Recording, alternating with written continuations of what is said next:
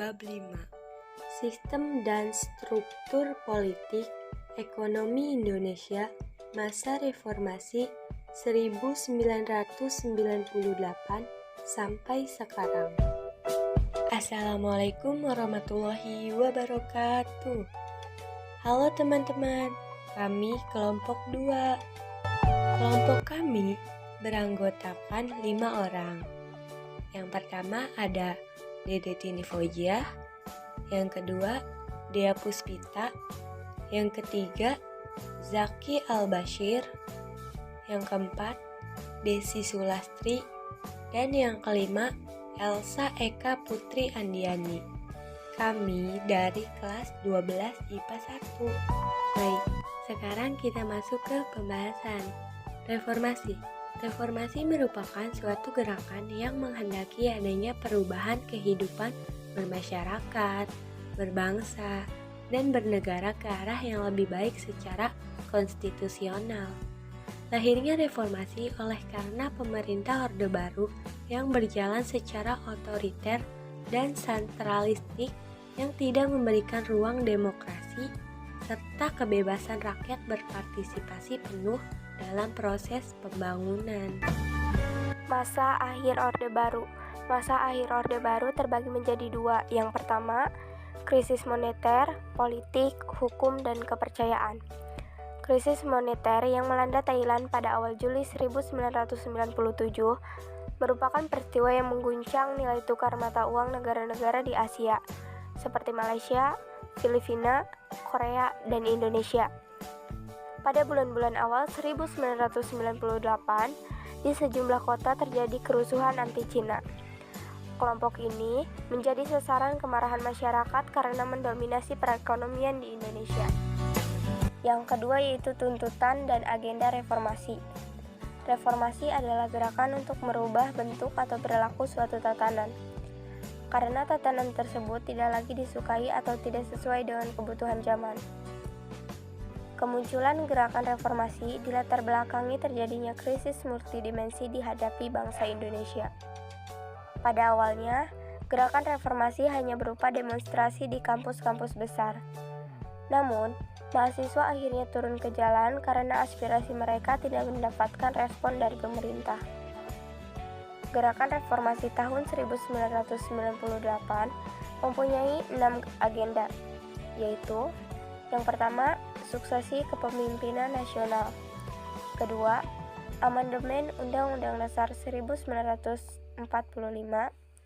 Yang ketiga, pemberantasan KKN. Yang keempat, penghapusan difungsi ABRI. Kelima, penegakan supremasi hukum. Dan yang terakhir, pelaksanaan otonomi daerah. Perkembangan politik dan ekonomi. Masa pemerintahan Presiden B.J. Habibie.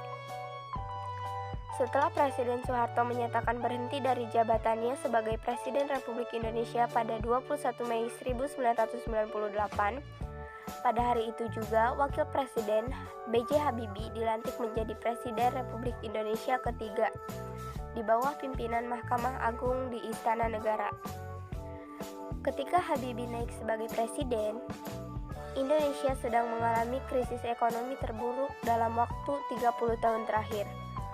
Disebabkan oleh krisis mata uang yang didorong oleh hutang luar negeri yang luar biasa besar sehingga menurunkan nilai rupiah menjadi 1/4 dari nilai 1997. Lalu diperparah oleh adanya musim kemarau yang disebabkan oleh badai El Nino yang menyebabkan turunnya produksi beras. Dalam pidato pertamanya, Habibie menyatakan tekadnya untuk melaksanakan reformasi. Ada beberapa poin penting dalam pidatonya tersebut, antara lain 1. Di bidang politik antara lain dengan memperbarui berbagai undang-undang dalam rangka lebih meningkatkan kualitas kehidupan politik yang bernuansa pada pemilu sebagaimana yang diamanatkan oleh GBHN. 2. Di bidang hukum antara lain meninjau kembali undang-undang subversi. Di bidang ekonomi dengan mempercepat penyelesaian undang-undang yang menghilangkan praktik monopoli dan persaingan tidak sehat. meningkatkan kehidupan politik, demokrasi, dan menegakkan kepastian hukum. Maka fokus perhatian pemerintahan Habibie diarahkan pada 3 bidang tersebut. A. Pembentukan Kabinet Reformasi Pembangunan. B. Sidang Istimewa MPR 1998. C. Reformasi bidang politik. D. Pelaksanaan pemilu 1999. E. Pelaksanaan referendum Timur Timur. F. Reformasi bidang ekonomi. G. Reformasi bidang hukum. 2. Masa pemerintahan Presiden Abdurrahman Wahid. Perjalanan pemerintahan Presiden Abdurrahman Wahid dalam melanjutkan cita-cita reformasi diawali dengan membentuk Kabinet Persatuan Nasional. Kabinet ini adalah kabinet koalisi dari partai-partai politik yang sebelumnya mengusung Abdurrahman Wahid menjadi presiden, yakni PKB, Golkar, PPP, PAN, PK, dan PDIP. 3. Masa pemerintahan Presiden Megawati Soekarno. Putri Presiden Megawati Soekarno Putri mengawali tugasnya sebagai presiden. Kelima, Republik Indonesia dengan membentuk Kabinet Gotong Royong. Kabinet ini memiliki 5 agenda utama, yakni membuktikan sikap tegas pemerintah dalam menghapus KKN, menyusun langkah untuk menyelamatkan rakyat dari krisis yang berkepanjangan, meneruskan pembangunan politik, mempertahankan supremasi hukum, dan menciptakan situasi sosial kultural yang kondusif untuk memajukan kehidupan masyarakat sipil, menciptakan kesejahteraan dan rasa aman masyarakat dengan meningkatkan keamanan dan hak asasi manusia. Tugas Presiden Megawati di awal pemerintahannya terutama upaya untuk memberantas KKN terbilang berat, karena selain banyaknya kasus-kasus KKN, masa Orde Baru yang belum tuntas. Kasus KKN pada masa pemerintahan Presiden Abdurrahman Wahid menambah beban pemerintahan baru tersebut. Masa pemerintahan Presiden Susilo Bambang Yudhoyono. Susilo Bambang Yudhoyono adalah presiden pertama Republik Indonesia yang terpilih secara langsung oleh rakyat. Susilo Bambang Yudhoyono yang sering disapa SBY dan Yusuf Kala dilantik oleh MPR sebagai Presiden dan Wakil Presiden Republik Indonesia ke-6 pada tanggal 20 Oktober 2004. Terpilihnya pasangan Susilo Bambang Yudhoyono dan Yusuf Kala menjadi Presiden dan Wakil Presiden diikuti berbagai aksi protes mahasiswa. Di antaranya aksi yang dilakukan oleh mahasiswa Universitas Undayana Denpasar, Bali yang meminta agar presiden terpilih secara merealisasikan janji-janji mereka selama kampanye presiden.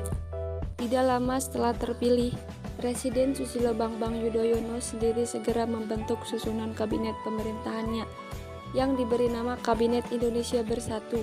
Sejak awal pemerintahannya, Presiden Susilo Bambang Yudhoyono memprioritaskan untuk menyelesaikan permasalahan kemiskinan dan pengangguran, serta pemberantasan KKN yang ia canangkan.